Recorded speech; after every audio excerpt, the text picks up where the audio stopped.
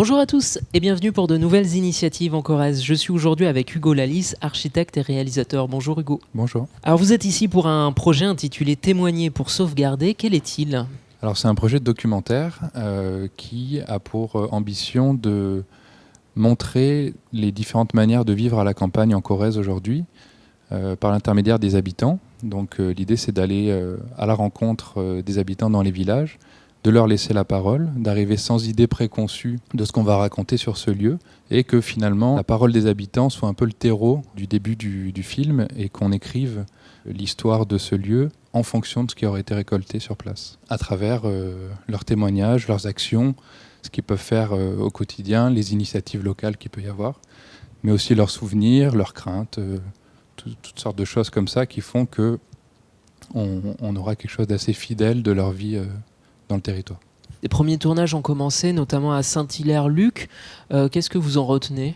Saint-Hilaire-Luc, c'est un village tout petit, à peine 80 habitants, et dans lequel j'ai découvert qu'il y avait un antiquaire qui était là depuis 30 ans, un restaurant qui marche très bien, et une sorte de collectif très soudé qui fait vivre ce lieu-là. Et donc c'est quelque chose d'assez encourageant pour la suite, qui valide ce principe que je vais me laisser surprendre de village en village par les anecdotes qu'auront les habitants à me raconter. Et alors toutes ces images, c'est pour en faire quoi au final ? Un documentaire, une saison ?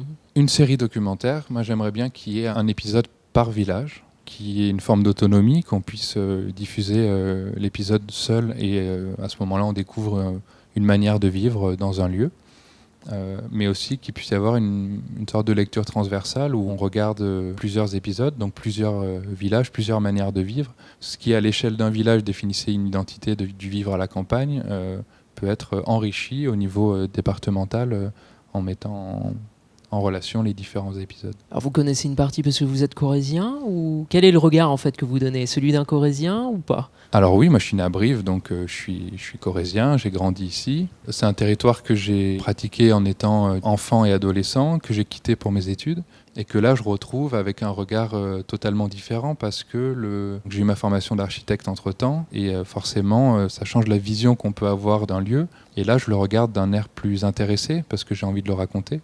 Et donc forcément, je prends plus le temps de l'observer et j'essaie de mettre un peu en perspective les différentes choses que je peux observer sur ce territoire-là. Au jour d'aujourd'hui, comment on peut vous aider ? La première manière pour nous aider, c'est de nous contacter pour nous raconter des histoires, parler de votre village ou de votre commune ou d'une commune qui vous semble intéressante. L'idée, c'est pas forcément de témoigner en étant filmé. L'idée, c'est déjà de participer en amenant de la matière à notre projet. Et si vous le souhaitez ensuite, on peut organiser une interview filmée pour intégrer votre témoignage au documentaire. La deuxième manière de nous aider, donc comme tout projet qui a pour ambition de faire quelque chose de qualité, il faut un petit peu de moyens. On a pour l'instant commencé ce travail-là sur nos fonds propres pour ne pas engager des gens sur quelque chose dont on n'était pas certain que ça serait bien.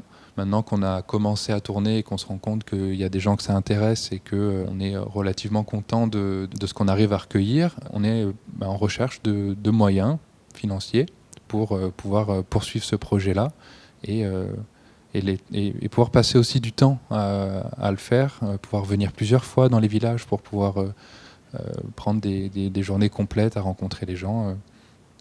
Et pour ça, il faut pouvoir se le permettre. Alors qu'est-ce qu'on peut vous souhaiter pour 2021 ? Que ça se passe aussi bien avec tous les prochains que ça s'est passé avec Saint-Hilaire-Luc, qu'on ait autant de surprises et de belles rencontres. On peut aussi nous souhaiter de retrouver un peu plus de liberté, un peu plus d'authenticité aussi dans les rapports, parce que l'idée c'est de montrer comment on vit à la campagne. En ce moment c'est un peu compliqué. Donc l'idée, ça serait de pouvoir retrouver une forme de normalité dans la vie quotidienne pour pouvoir les filmer et le montrer et puis mener ce projet au bout.